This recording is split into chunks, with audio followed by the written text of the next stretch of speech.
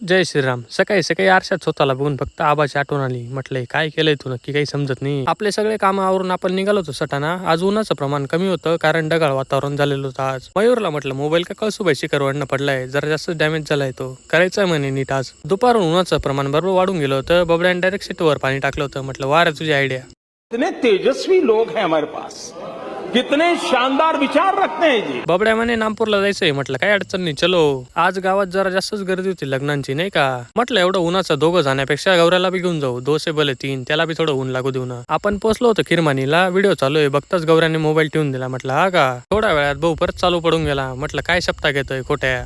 बोलून बोलून कसा कोरडा पडून गेला असेल. म्हटलं तुझा पाणी बिनी घे चाल. घ्यायला तर पाणी गेलो होतं पण मस्त सावली सापडून गेली. तुम्ही अशा टिप्स फॉलो करून उन्हापासून वाचू शकता. किरमानीचं काम करून आपण पोहोचलो होतो निचाण्याला. जेवढ्या पण उन्हापासून वाचण्याच्या टिप्स मी देतोय त्याच्यासाठी थँक्यू बोलायचं काही काम नाहीये. तुमच्या भाऊचं मन खूप मोकळं आहे. उन्हामध्ये भरपूर फिरलं गेलं. म्हटलं आता जे काम करायला आलोय ते करून घेऊ. आज कमाएगा तो कल बैठकर खाएगा।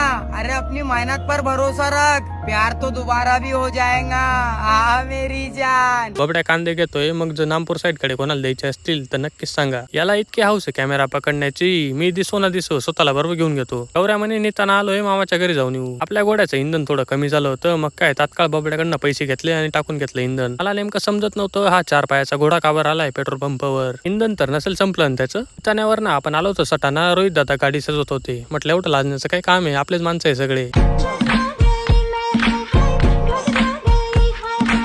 जाऊ द्या नका लाजू. म्हटलं चाललो मी. बस बघून एकच विचार आला. म्हटलं ही बस 60 फुटीवर का बरं चालली. नवीन सर्व्हिस चालू केली का काय महामंडळने. जाऊ द्या म्हटलं नवीन रूट चालू झाला असेल, आपण कशाला टेन्शन घ्यायचं उगाच. बबड्याला म्हटलं 2 मिनिटं गवळीवर घेतं, भूक लागली. मस्त गवळीवरनं पार्सल घेऊन आलो आणि पद्धतशीर पावडे खाऊन घेतले. रात्री MICSK वरनं यांची काय बोलाबोली चालू ती. म्हटलं बोलाबोलीने पद्धतशीर हाणामारीचा कार्यक्रम सुरू करा. घरी जाताना वरून मस्त फालुदा खाऊ घातला आणि कॉम्प्रोमाइज केलं. म्हटलं तेच करतो.